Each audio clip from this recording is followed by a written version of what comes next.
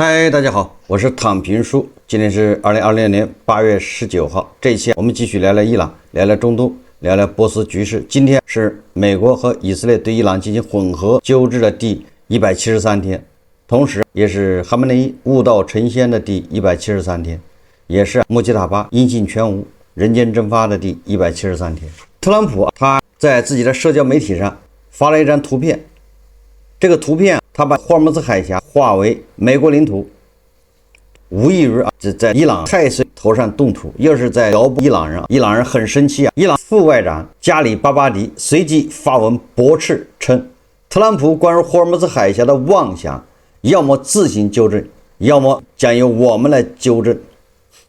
我也不知道這個伊朗人怎麼糾正特朗普啊！這特朗普一天發十幾條，甚至幾十條，這個真相社交是吧？你怎麼糾正他？是給他發口罩嗎？禁言嗎？還是武力？根據央視新聞報道說，特朗普要求談判團隊暫停與伊朗接觸。記者當地時間18日獲悉，一名美國官員表示說，特朗普已要求政府高級特使暫停與伊朗方面的接觸。此外，一名知情人士表示，白宮官員近期向政治盟友傳達其對伊朗戰略正在發生轉變，從盡快重擊伊朗轉向長期扼住伊朗的咽喉。美國官員表示，特朗普已經要求其談判團隊暫時不要與伊朗方面接觸。該團隊成員包括美國副總統萬斯以及特朗普的特使威特科夫和特朗普的女婿庫什納。美國官員稱，這一指示是在美方此前與伊朗進行了一些積極討論之後做出的。對此，伊朗方面暫無回應。什麼意思？特朗普說了，不談了，不跟伊朗人接觸。特朗普自己在社交媒體上也發文，這是他自己親口承認，說美國與伊朗目前沒有任何進行會談和對話，也沒有任何會談或對話的安排。美軍對伊朗的海上封鎖依然全面有效，霍爾木茲海峽暢通且運轉正常，所有水雷已被清除或引爆。而美國的 CNN 他也報道，他說，美國總統特朗普已指示其高级代表停止與伊朗對話，這標誌着政府對伊朗的策略出現重大轉變。美國白宮現在將不再盡快對伊朗施壓，而是轉向一項長期計劃，通過持續的經濟和軍事壓力，直到伊朗接受特朗普的條件。這個就是我們以前說的，特朗普不說了嗎？他對伊朗有3策嘛。第一個就是不理他，因為伊朗經濟已經中毒了。第二個就是軍事打擊，第三個是繼續經濟施壓，也就是說本周要採取史上罕見的、歷史上從沒見過的制裁措施。那 CNN 報道，那說明特朗普確實他在轉向。什麼轉向？本來他是希望通過武力來狂轟濫炸來讓伊朗人屈服，現在他換了個方式，他把你封鎖了之後就不管了，看你表演。所以你看啊，特朗普最近是韜光養晦啊，任你伊朗怎麼挑衅，他就是不動手，他就是勒住了，他也不撒手，就這麼着，看誰耗得過誰。但是這《華爾街日報》他的說法似乎不太一樣。《華爾街日報》報道，他說伊朗正準備進入與美國衝突的新階段，加強其軍事能力和伊斯蘭革命衛隊對武裝部隊的控制，目標是防止德黑蘭再次遭受類似去年12天戰爭中的襲擊。與伊拉克、也門和黎巴嫩民兵組織的合作已經加強，並威脅稱，如果美國再次發動襲擊，海灣地區的能源基礎設施將受到威脅。即使在外交談判期間，備戰工作也在繼續進行。一位伊朗分析人士表示，伊朗國內普遍認為真正的戰爭尚未開始。你看，朗子真正的叫什麼煮熟的鸭子嘴硬呢？这個伊朗的外交部部長阿拉格齐還說美國正在懇求按照伊朗的條件重啟談判。這特朗普就順手給了一個大耳光子。你不是說美國正在懇求伊朗按照伊朗的條件重啟談判嗎？特朗普指示美國的談判人員不跟伊朗接觸了，談個毛啊！伊朗革命衛隊的顧問叫穆罕默德·格迪，他說美國對伊朗的戰略徹底失敗，特朗普十分幼稚。叫穆罕默德·里薩納格迪指責美國未能實現其在與伊朗衝突中既定的目標，聲稱華盛頓旨在推翻伊朗政府並分裂該國，納格迪還猛烈批評美國總統特朗普，指其言行如孩童般，並指責其發表短視言論。納格迪稱，美方試圖佔領哈爾克島，侵占伊朗領土，控制霍爾木茲海峽以及破壞伊朗核設施，企圖均告失敗。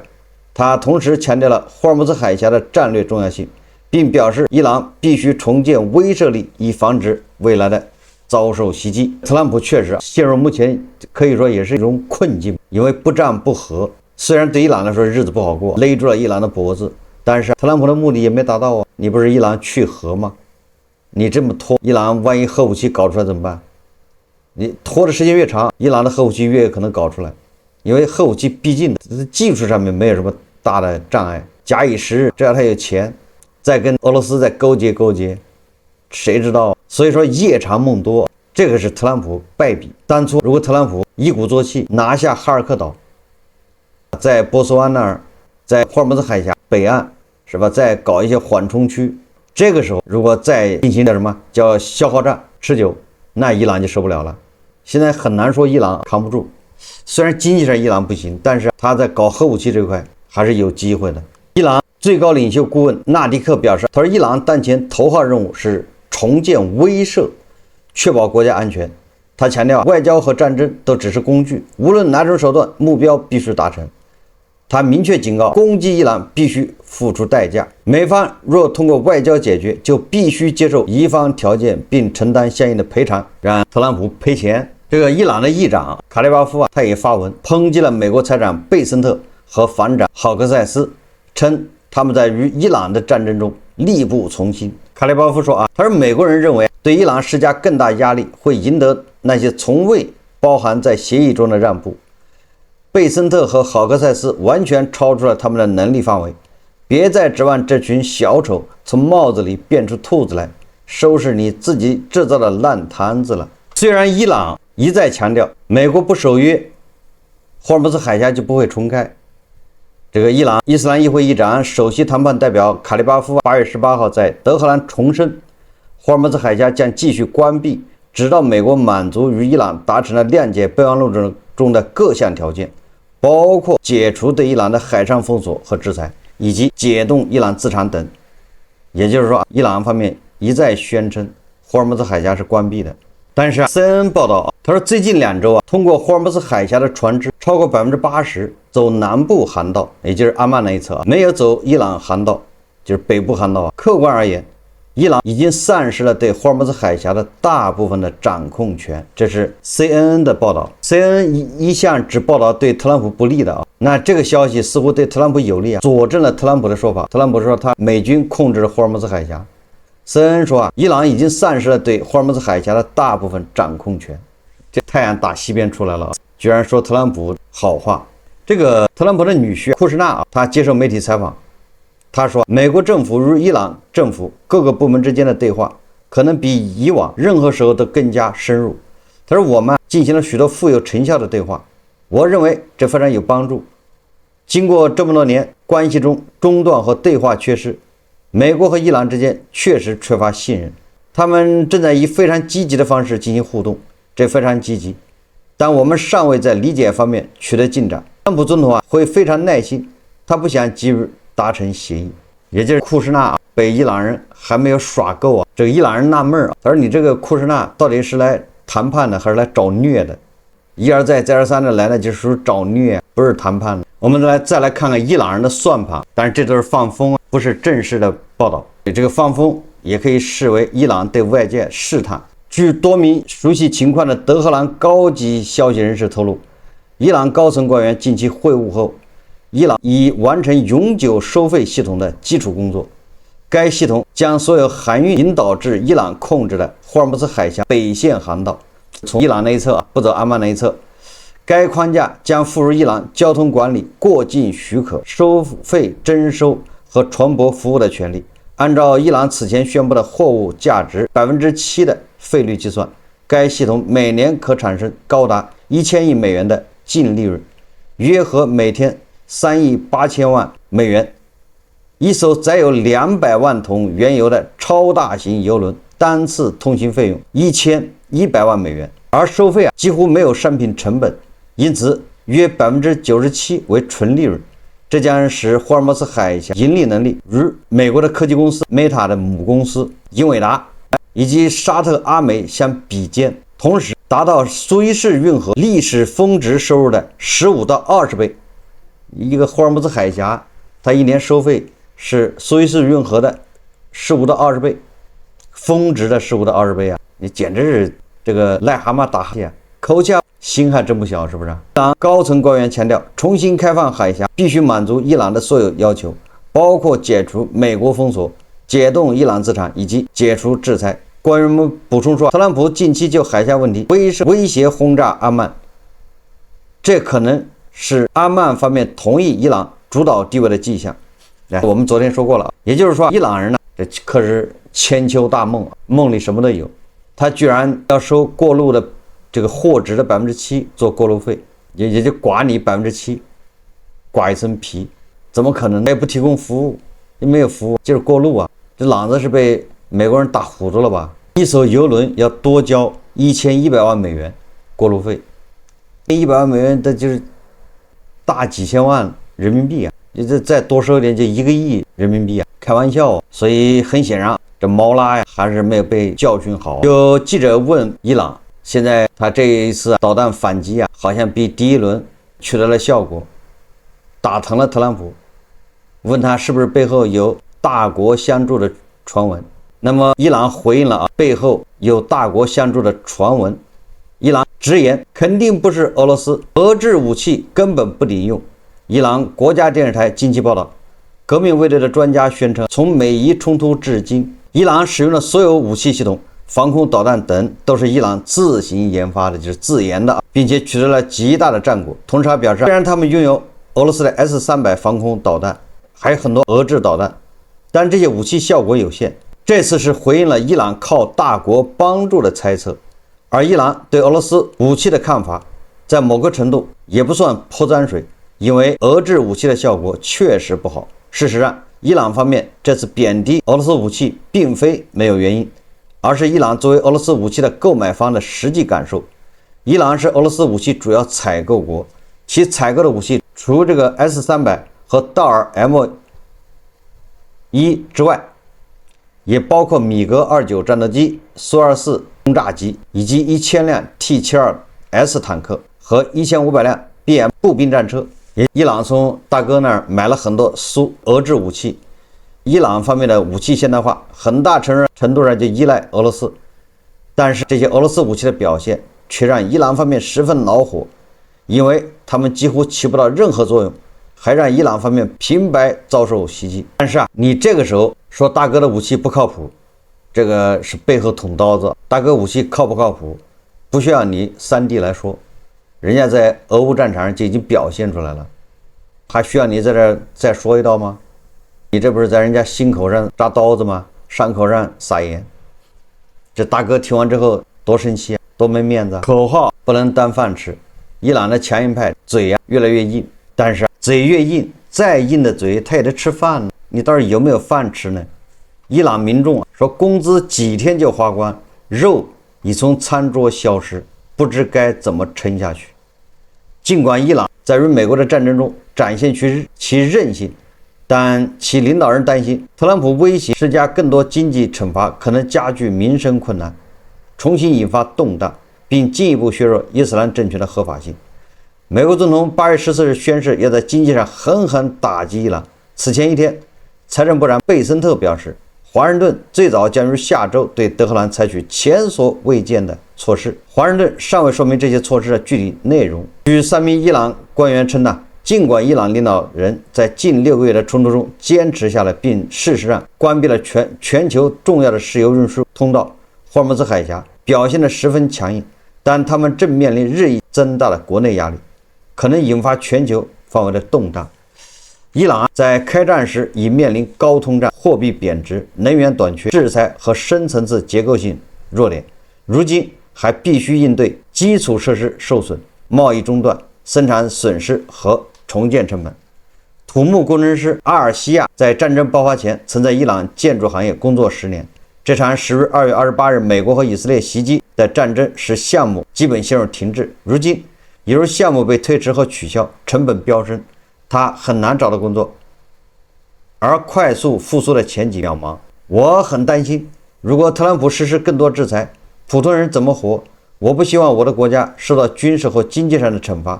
我們已經在苦苦掙扎了。這位來自中部城市伊斯法罕的2個孩子的父親說，伊朗德黑蘭一名男子在一家銀行前的自主取款機上操作。該國在開戰時已面臨高通脹和貨幣貶值，如今還必須應對生產損失和重建成本。他的困境反映了整個伊朗的更廣泛現實。美國打擊摧毀了工廠、電廠、交通網絡和其他關鍵基礎設施，給本已吃緊的經濟增添了更多的壓力。而53歲的莫森呢，在伊朗對美國的打擊進行報復，瞄準該地區的美軍基地和資產後，被迫關閉了他如海灣國家的小型進出口生意。我不得不裁掉10名員工，這很痛苦，但我別無選擇，我再也付不起他們的工資了。現在我只能靠積蓄養家，就是靠存款。他在南部城市港口叫阿巴斯港，他是做外貿生意的，主要跟阿联酋。這仗一打，跟阿联酋的外貿差不多也斷了。據伊朗統計中心數據，伊朗7月年度通脹率達到了66%，消費者價格同比上漲88%，食品價格同比上漲128%。2020年8月3號，人們走在德黑蘭街頭，伊朗7月年度通脹率達到了66%，消費者價格同比上漲88%。2名內部人士和1名官員表示，對伊朗統治者而言，更大的威脅或許不是經濟痛苦本身，而是日益惡化的民生困境，重新引發大規模動盪的風險。一名前改革派官員表示，上周任命過去鎮壓行動關鍵策劃者侯赛因·塔埃布領導的伊朗8斯級民兵，是當局對動盪轉頭重來日益擔憂的最明顯跡象之一。8斯級是一支準軍事志願兵，是民兵，隸屬於伊朗強大的伊斯蘭革命衛隊，兩者都曾被神职人員統治者用來鎮壓抗議活動。近年來，經濟不滿多次在伊朗引發全國範圍的抗議，而許多家庭正在減少肉類和其他主食的消費，轉而選擇更便宜的替代品。我在孩子面前感到羞愧，我的工資幾天就花光了，肉和雞已經從我們的餐桌上消失了，我不知道該怎麼撐下去。中部城市亞茲德的一名政府官員侯赛因說，根據統計中心的数據，3月租金同比上漲31%，而官方媒體報道，德黑蘭房價比2025年高出約50%。我以前每天工作5到6個小時，現在要麼在工作，要麼在找工作，要麼因為工作不夠多而焦慮。比詹說，对於許多伊朗人來說對衝突再起的恐懼使規劃未來變得越來越困難。為此，伊朗政壇這幾天也非常熱鬧，各路人馬都出來表態，說明內鬥已經到了白熱化。這個伊朗的前總統哈塔米接受採訪時，這位前總統公開發聲，直接說了一段很出格的言論。什麼言論呢？他說，伊朗不可能永遠靠戰爭和美國硬扛，老百姓沒法一直活在戰火裡，該和敵人簽協議就得簽，要爭取的不是沒完沒了的對抗，是有尊嚴的和平。這話雖然表面講給全社會聽，實則句句衝着德黑蘭的強硬派去的，相當於勸告包括最高領袖在內的高層應盡快恢復和美國談判。這位哈塔米放在當年是伊朗改革派的旗幟性人物，上世紀末到本世紀初，他連任2屆伊朗總統，當年就是主打緩和對美關係，推動國內開放路線上台。這次講話的哈塔米很克制，但立場非常鮮明，反抗侵略沒錯，但不能為了戰爭而戰爭。國家的終極目標是讓民眾過上安穩的日子，而不是把對抗本身當成目標。更何況他認為談判不是投降，關鍵看能不能守住底線，拿回實實在在的利益。哈塔米的言論有一定的立足點，就是伊朗糟糕的國內經濟，而美國的封鎖讓本就疲軟的伊朗經濟更是雪上加霜。所以他的意思就是和美國和以色列停戰，談判不是軟弱，是給國家找出路。只要能保護核心主權，換回來的制裁鬆綁就是有利的。哈塔米他還說現任總統佩泽西奇這些人做的就很好。你看他們就在一起互相打氣站台。不料這話剛出口，立刻就遭到伊朗國內人士的猛烈反駁，認為哈塔米的想法太不現實，不是伊朗不想談，是美國和以色列根本就沒打算好好談。這是伊朗國內的一些情況。阿聯酋的國防部說，昨天其防空系統探測到2枚來自伊朗的彈道導彈正向阿聯酋飛來，這2枚導彈都落入海中，一枚落在阿聯酋領海之外，另一枚則落在其領海之內。此後，阿聯酋外交部宣布暫停與伊朗的所有貿易、商業往來和金融交易，直至另行通知。而伊朗外交部發言人巴加埃19日否認伊朗向阿聯酋发射導彈，稱阿聯酋有關指控毫無根據。這個暫停與伊朗的所有貿易、商業及金融交易，這個實際上就是切斷了伊朗在過去幾十年賴以生存的經濟生命線，它都是通過阿聯酋。阿聯酋這回把它全部切斷，這一打擊恰逢伊朗經濟崩潰之際，在美國封鎖下，伊朗原油出口几近歸零，對华非石油貿易跌至去年同期的1/4。德黑蘭官方數據顯示，截至7月22日的4個月裡，非石油進口下滑30%。政府已停止發布詳細數據，以掩蓋頹勢。國內壓力同樣嚴峻，伊朗天然氣官員呼籲家庭或工業部門減少消耗，警告短缺可能衝擊電力供應。總統佩澤西奇承認，因無法出售石油，國家財政收入大幅縮水，外部封鎖與內部資源短缺正形成雙重擠壓，而地緣政治背景也不容忽視。此前有報道指出，阿聯酋曾參與對伊行動，且高層明確表示將捍衛航行自由。特朗普與阿聯酋領導人通話後不久，導彈事件隨即發生。伊朗曾試圖以控制霍爾木茲海峽通行權為籌碼，如今卻被海灣最關鍵的國家以切斷貿易反制，陷入更深的孤立。我們再看看這個特朗普現在東一榔頭西一棒現在開始把眼睛又盯上了司令官。這司令官連打10幾個噴嚏預感不好，感覺有大事要發生。8月17號，也就是周一，是韓國和美國已知自由之盾聯合軍事演習的開啟的第一天。然而，就在這天凌晨，韓國遭受了今年最為嚴重的攻擊。什麼攻擊呢？這個特朗普也開始放炮。他說，韓國多年來一直受到我們的保護。最近我打電話時，我對韓國總統說，你們願意幫我們一把嗎？我們不需要伊朗方面的幫助，但如果你們願意，可以在伊朗問題上搭把手。他說，不用了，謝謝。我說，等等，我們有39000名士兵駐紮在那裡，保護你們免受隔壁將軍的威脅。我們不能到處保護所有這些國家，尤其是當他們不打算幫助我們的時候。而這個韓國總統李在明也放話，任內從美方收回戰時指揮權。特朗普對美國很久以前同意參與韓國舉行的聯合軍事演習感到不滿。他寫道，這些軍演耗資巨大，大部分費用由美國承擔，且向發出了完全不恰當且充滿敵意的信號。雖然現在取消已經來不及，但他已經指示國防部長其郝格塞斯大幅縮減演習規模。美聯社8月17日報道，美國國務院17日重申，美國仍然願意在不設前提條件的情況下與朝鮮會談。所以說，特朗普突然對韓國發難，罵韓國幾句，這邊給司令官伸出橄欖枝，不設前提條件情況下與朝鮮會談。這個特朗普在東北亞要有所作為，出手了，這個是顯而易見。所以我說，目標最終還是鎖定了司令官。特朗普計劃要見司令官，時間最早可能在今年秋天。特朗普正敦促助手安排會面，希望重新啟動第一任期內的外交行動，再次嘗試說服司令官放棄核武器計劃。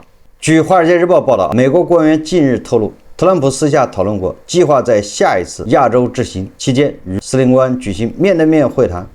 此次行程可能安排在11月，屆時各國領導人將齊聚中國深圳，參加亞太經濟合作組織會議。而特朗普對媒體說，他說朝鮮領導人司令官已回應他提出的對話請求，但是特朗普沒有透露回應的內容。特朗普還指司令官對他一直非常尊重，並抱怨韓國方面不願為美國打擊伊朗提供協助。不管怎麼說，特朗普從伊朗這兒收回了一些精力，他不再專注的盯着伊朗了，他現在把他的一些余力精力放在了朝鮮身上，這個也讓司令官忐忑不安，瑟瑟發抖，不知道這個特朗普要幹啥。特朗普找朝鮮聊來聊去就是核武器，那朝鮮也是一塊硬骨頭，不太好啃。